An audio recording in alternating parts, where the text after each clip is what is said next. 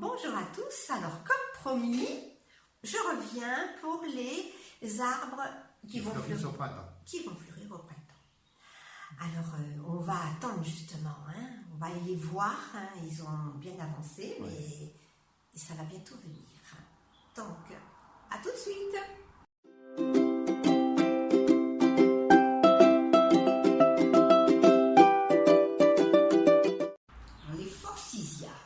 Donc là, ça va fleurir, mais je ne vais couper que lorsque ça va être en fin de floraison.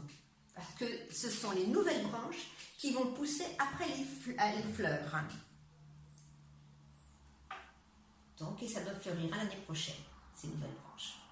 En même temps que le forsythia, je couperai les altéas. Donc là, cette année, je vais couper un petit peu le haut, je tiens à ce qu'il monte, et je couperai certaines branches du bas pour les diminuer de largeur. Et c'est important, ça se coupe au moment qu'on l'on coupe les forsythias. Ça, c'est les hibiscus, altea, il faut s'en souvenir. Un autre arbuste qui fleurit au printemps, là il y a les petites feuilles, c'est l'aspirée van Hout. C'est magnifique, c'est tout blanc, et je ne le vais tailler qu'après sa floraison. Ça fait partie de ces arbustes fleuris au printemps.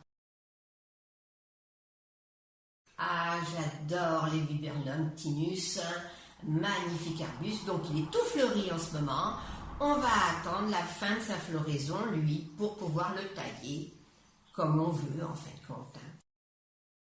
Dans le même ordre d'idée, encore un seringa qui va fleurir au mois de mai, juin. On voit les premières feuilles qui vont apparaître là. Et on va attendre pour le diminuer en hauteur et en largeur, que les fleurs soient fanées.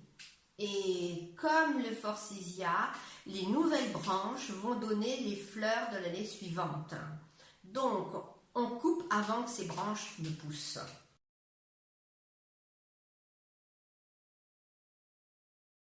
Même chose avec le groseillier fleur. Alors, il y a déjà les petites fleurs qui sont là. Donc, il va être tout rose, magnifique comme arbuste. Et on l'a bien dégagé déjà le pied. On va attendre qu'il fleurisse, on va en profiter. Et ensuite, on va tailler le haut en hauteur et en largeur si on veut. Et les nouvelles branches vont pousser.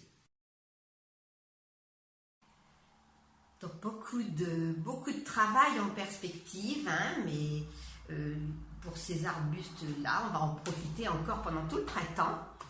Et puis ensuite, on va tailler. L'important, c'est que vous ayez pu voir la différence entre les arbustes qui vont fleurir dans l'année, que l'on taille là au mois de mars, et les arbustes qui fleurissent juste au printemps, donc mars-avril, et qui vont être coupés juste après la floraison.